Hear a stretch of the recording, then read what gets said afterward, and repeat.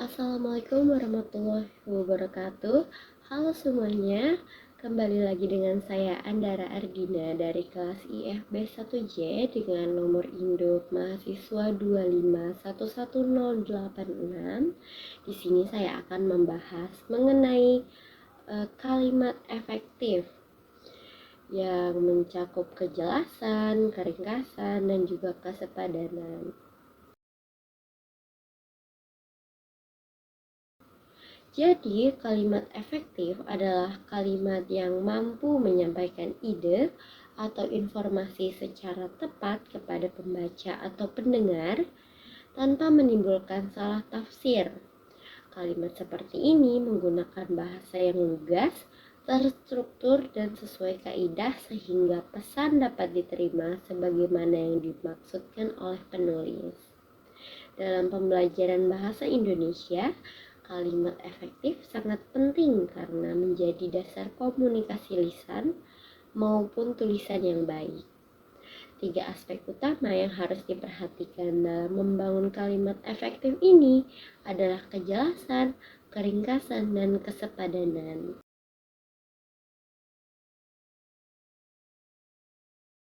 Yang pertama, kita akan membahas mengenai kejelasan terlebih dahulu.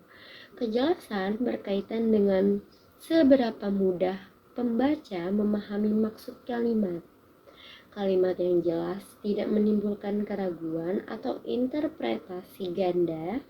Untuk mencapai kejelasan, struktur kalimat harus tersusun dengan baik, terutama hubungan antara SPOK alias subjek, predikat, objek, dan juga keterangan.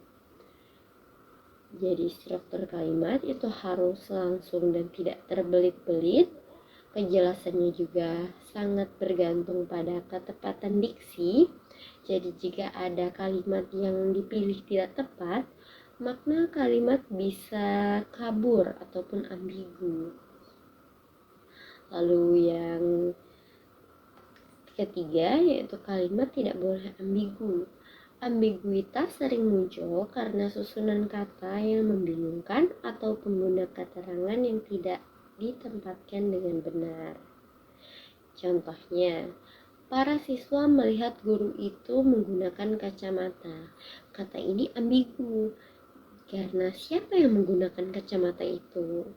Jadi untuk kalimat yang benarnya yaitu para siswa melihat guru yang sedang menggunakan kacamata itu. Untuk contoh yang kedua, orang tua yang mengantar anaknya masuk kelas dengan tertib. Kata-kata ini juga ambigu karena siapa yang masuk kelas dengan tertib? Jadi untuk kata yang benarnya yaitu orang tua yang mengantarkan anaknya meminta anaknya masuk kelas dengan tertib. Nah, kalimat yang jelas selalu memastikan informasi utama muncul tanpa membingungkan pembaca.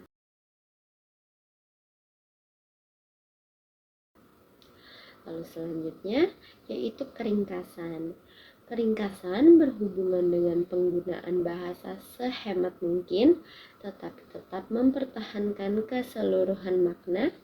Kalimat yang ringkas tidak membuat kata-kata berlebihan, repetitif, atau frasa yang sebenarnya dapat dipadatkan. Keringkasan bukan berarti membuat kalimat menjadi terlalu pendek, melainkan memastikan setiap kata memiliki fungsi.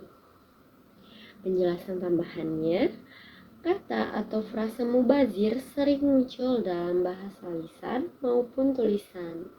Misalnya pada waktu yang bersamaan, di dalamnya terdapat, atau repetisi yang membuat makna sama.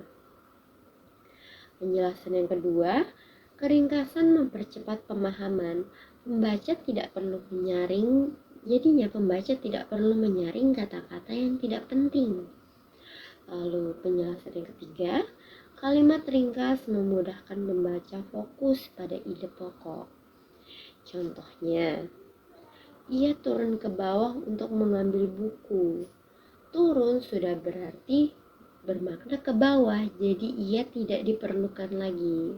Jadi untuk kata yang lebih ringkasnya ia turun untuk mengambil buku. Contoh yang kedua, mereka bersama-sama bekerja sama menyelesaikan proyek itu. Kalimat ini mengandung repetisi ya teman-teman. Jadi bersama-sama dan bekerja sama itu memiliki makna yang dekat.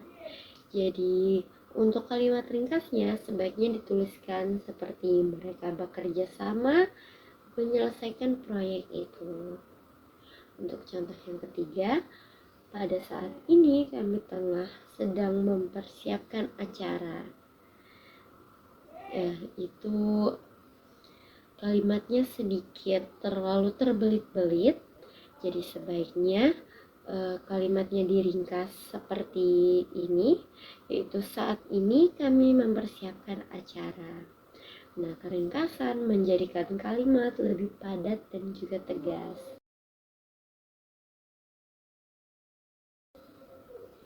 Yang terakhir yaitu kesepadanan. Kesepadanan adalah keselarasan hubungan unsur-unsur dalam kalimat sehingga seluruh bagian kalimat membentuk satu kesatuan makna yang jelas. Kesepadanan mencakup kesejajaran struktur, kesesuaian antara subjek dan predikat, serta konsistensi bentuk kata. Kesepadanan subjek predikat ini memastikan bahwa kalimat memiliki inti makna yang lengkap. Kalimat tanpa subjek yang jelas sering menimbulkan ketidakpahaman. Kalau kesepadanan bentuk kata berarti unsur-unsur yang sejenis harus memiliki bentuk gramatikal yang sama. Ini menjaga ritme dan juga kerapian kalimat. Yang terakhir yaitu ketidaksepadanan sering terjadi karena penulis mencampur bentuk kata. Misalnya antara kata benda dan kata kerja dalam satu deretan. Contohnya, yang pertama untuk kesepadanan subjek predikat. Contoh yang pertama yaitu setelah melakukan peninjauan ke lapangan, laporan disusun. Subjeknya tidak jelas. Siapa yang meninjau? Jadi untuk kalimat jelasnya yaitu setelah petugas melakukan peninjauan ke lapangan, laporan disusun. Contoh yang kedua, yang datang terlambat akan diberi sanksi administrasi. Subjeknya ini kabur. Siapa yang diberi sanksi? Nah, untuk kalimat lebih jelasnya, para peserta yang datang terlambat akan diberi sanksi administrasi. Untuk contoh kesepadanan bentuk kata, tugas mereka adalah merancang pelaksanaan dan mengevaluasi kegiatan.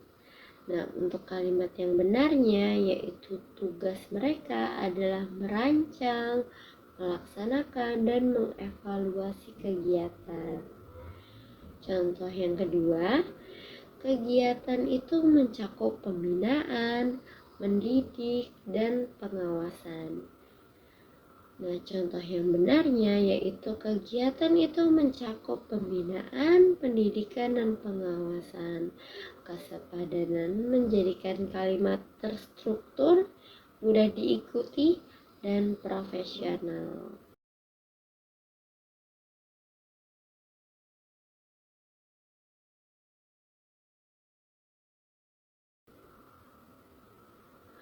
Baik, cukup untuk segitu saja materi yang saya sampaikan pada hari ini. Kurang lebihnya mohon maaf. Saya Andara Ardina dari kelas IFB 1J nomor induk mahasiswa 2511086. Pamit undur diri. Terima kasih atas perhatiannya. Wassalamualaikum warahmatullahi wabarakatuh.